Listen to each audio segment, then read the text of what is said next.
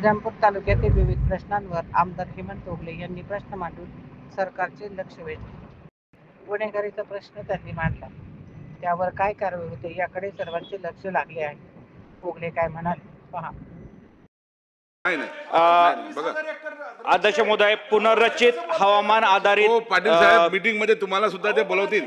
पुनर्रचित हवामान आधारित पीक योजना या संदर्भात मला अध्यक्ष महोदय आपल्या पुढे काही विषय मांडायचे आहेत. अध्यक्ष महोदय, माझ्या अहिल्यानगर जिल्ह्यामध्ये जवळपास 4000 हेक्टर द्राक्षाचं उत्पादन होतं. अध्यक्ष महोदय, मला मंत्री महोदयांना आपल्या माध्यमातून फक्त 2-3 काही गोष्टी त्या फक्त पुढे मांडायच्या आहेत. अध्यक्ष महोदय, फळ पीक विमा ट्रिगर निश्चित करण्यात आलेले आहेत. त्या ट्रिगरमध्ये ढगाळ हवामानामुळे येणाऱ्या रोगाच्या समस्या, त्याचबरोबर विविध पावसाचे 5 mm अशा पद्धतीने आकडेवारी निश्चित केलेली आहे. आपल्याला विनंती की सर्कल जे आपण पकडलेलं त्या सर्कल ऐवजी गाव हे पकडण्यात यावं, कारण त्या सर्कलमुळे 15-20 गाव असतात एका सर्कलमध्ये, त्यामुळं गाव हा त्या ठिकाणी ठेवण्यात यावा. नवीन जी आर आहे याच्यामध्ये खूप अडचणी आहेत. अध्यक्ष महोदय, दुसरा, ट्रिगरमध्ये सलग पावसाचा खंड 20 ते 25 दिवस पद्धतीने धरला जातो. त्यामुळे जो मधला पिरियडमध्ये जर पाऊस पडला तर अडचण तयार होते. त्यामुळे त्या मधल्या पिरियडमध्ये पण ट्रिगर चालू असावा. पावसाचा खंड ठरवताना नुसतं खंड असून उपयोग नाही, तर तापमानाची पण अट घातलेली आहे. बराच वेळा खरीपामध्ये वातावरण ढगाळ असल्यामुळे तापमान काउंट होत नाही. त्यामुळे त्याचा एक मुद्दा आपण याच्यामध्ये करण्यात यावा. फळ पीक योजनेचा ट्रिगर ठरवताना प्रत्येक ट्रिगर शेतकऱ्याला वेगवेगळ्या विभागाचे, उदाहरणार्थ पाटबंधारे विभागाने प्रत्येक गावात ट्रिगर ठेवलेला आहे. तर तशा पद्धतीने जर आपल्याला अचूक मोजमाप करायचं असेल तर ते एक करण्यात यावं.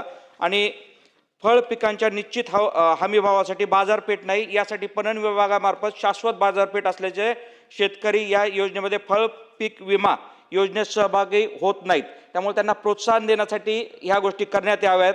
त्याचबरोबर फळ पीक विमा योजनेसाठी प्रीमियम रक्कम सद्यस्थितीत खूप जास्त ठेवलेली आहे, तर ती रक्कम कमी करण्यात यावी. आणि फळ पीक विमा योजना पूर्ण वेळ कार्यालय त्या संस्थेचं, म्हणजे ज्या विमा कंपन्यात ICICI लोंबार्ड वगैरे यांचं कार्यालय कुठेही जास्त दिसत नाही, त्यामुळे ते कार्यालय प्रत्येक ठिकाणी उघडण्यात यावं.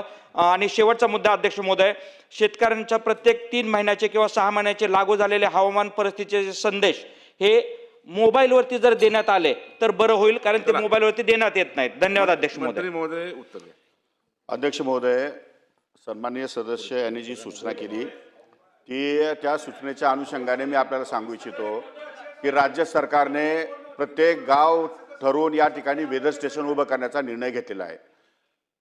अध्यक्ष महोदय, कॅबिनेटमध्ये हा निर्णय झालेला आहे, त्याला मंजुरी मिळालेली आहे. प्रत्येक गावामध्ये वेगळं वेदर स्टेशन असणार आहे. त्यामुळे आता सर्कलमध्ये वेदर स्टेशन नसून प्रत्येक गावामध्ये त्यामध्ये क्रायटेरिया लावला जाईल.